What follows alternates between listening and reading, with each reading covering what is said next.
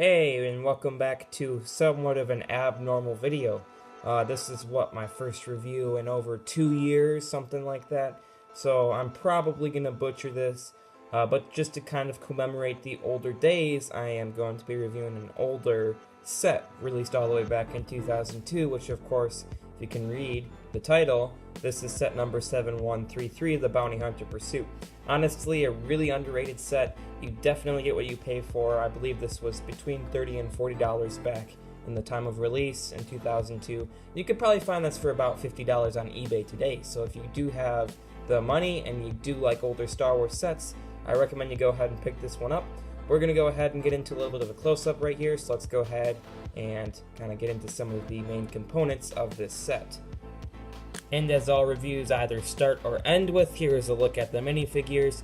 Great minifigures with this set, and it's kind of surprising to see some of the more rare figures and just more hero figures. You get 3 more iconic characters from episode 2 that you typically wouldn't get this many in a newer set, which, as you can see, we have Zam Wesell right there, Anakin Skywalker, and Obi-Wan Kenobi.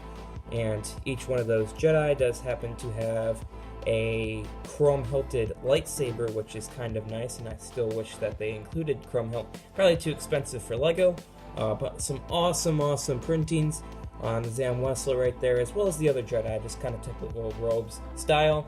Great hair pieces, that sort of female style hair piece, but in orange on Obi-Wan is great, as well as just that normal hair piece on Anakin Skywalker. That is colored in orange is awesome as well. Pretty plain faces, but I'll go ahead and show you Zam Wesell's a little bit closer right there. Just a little bit of a mask, and again, great leg printing on her, great torso printing, and all around pretty advanced figure for its time.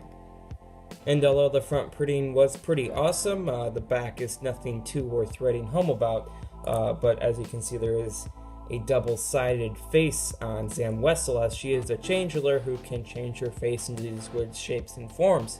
Also would be a good time to mention that there is sort of what looks like a Tusken Raider style sniper rifle also released in this time in 2002 that Zam Wesell does come holding with in the set. And speaking of Zam Wesell, we're going to go ahead and get into her speeder first right here. As you can see, it's a fully enclosed cockpit. However, this does open up to reveal a control panel and a little area for her to sit in.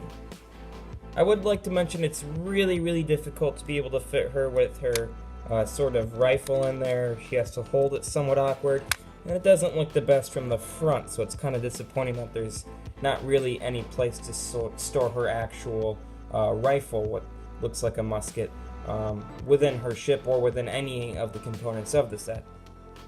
And what I thought was originally a printed piece does actually turn out to be a couple stickers right there. Does a great job of blending in, though. You can't really even tell on if it is even a printed piece. It just looks pretty good if it is a sticker or not. There are, of course, a couple what appear to be lights on the front. Those could be blasters as well. We don't actually see this ship fire at all within episode 2, so there's no way to tell for sure. I already showed you the cockpit. There is a nice blend of orange that complements the little wingtips right there on the top of the little speeder. Coming around to the back side, there's a little bit more of an older style. Not really a whole lot of detail within there. A couple lights right there and sort of a blocky style entryway into probably the main function of this ship, which we will get into real quick here.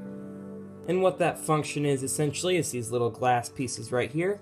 As you pull back on those, they do release the actual entire wing, just using a little rubber band when you pull back on those pieces. Sorry, it's kind of hard to see. Just to kind of recreate sort of the action that was shown in the film of her shuttle actually getting wrecked. And on to the more hero style of the speeders within the set. Here is Obi-Wan and Anakin's speeder, which of course he did steal to go ahead and chase Zam Wesell. And here's what it looks like with both of them sitting comfortably in there. Here on the front there are a nice couple sticker pieces right there to kind of simulate the engines, and awesome little cup pieces right there in chrome to kind of simulate the little headlights that you would see Not sure why speeders would really have headlights on a lighted up planet like Coruscant. And the side and the back of the set also does look great as well. You can see the little continuing dark red pieces right there, sort of hanging outside of the little, what would be a door right there. Some great detailing on those pieces right there, and inside the cockpit there are a couple antenna pieces, sort of headrests that double as some more detail on the back, and this can't actually move, it's just rested on top of there, but that does have a little sort of computer style piece. These little windshields do happen to move, not sure why you would want to move those, they don't exactly stay perfectly aligned, which can be a little bit annoying, as well as there's not really any formal seating in there. But the back of the set does absolutely look awesome, and I think that's the best looking part of this. You can see sort of the little engines hanging off the back, as well as some lights, some more texture, and this does happen to open up right there. There's a little bit of a look inside, just wide enough to fit a lightsaber, so if you do happen to break this up and take the handle off, you can go ahead and set your lightsaber, both of them actually, in there if you can happen to put them in.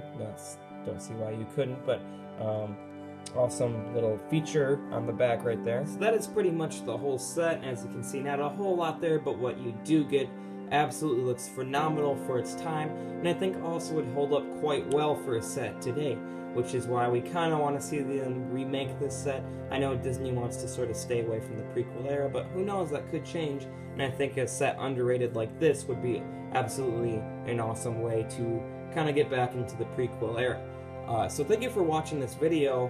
This went a lot smoother than some of my original reviews. I don't know why those always took so long. But we'll get back to some of the more top 10, some more sort of normal videos. If you kind of want to see more reviews, I can go ahead and do those. But thank you for watching, and be sure to subscribe. Help me to get to 100 subscribers. I'm at, what, 91 right now. Hopefully that changes for the better in the future. So thank you for watching, and be sure to pick up this set if you are interested in any of the components. The set is very well worth the money that you put into it, and be sure to have a nice day, guys.